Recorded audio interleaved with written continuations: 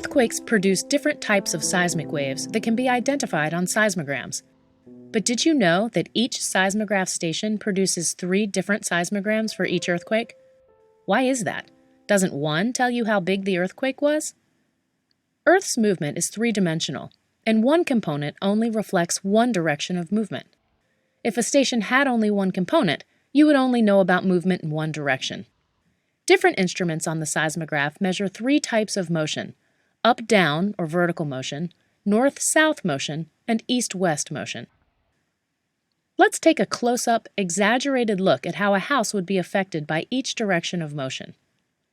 When the house is shaken in the east-west direction, this shows up on the lower component. Nothing is recorded on the north-south or vertical components. When the house shifts north-south, this shows up on the second line. When the house is shaken in an up-down or vertical motion, only the top seismogram records the motion. During an actual earthquake, the house can move in all directions. Why is that? Earthquakes produce different types of waves, like body waves and surface waves, and these waves travel out from an earthquake in all directions. Body waves, like P and S waves, travel a curving path through the earth. As a result, they arrive at seismic stations from below.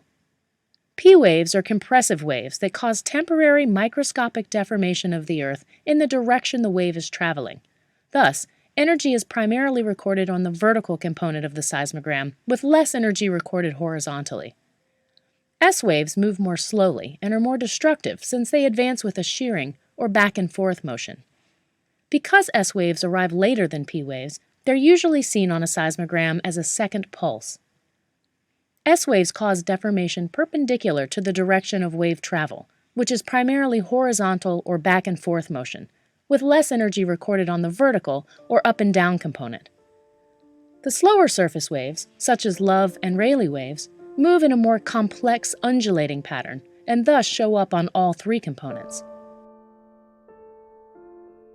In conclusion, it is the combination of signals that gives seismologists information about the magnitude, distance, and type of earthquake that occurred.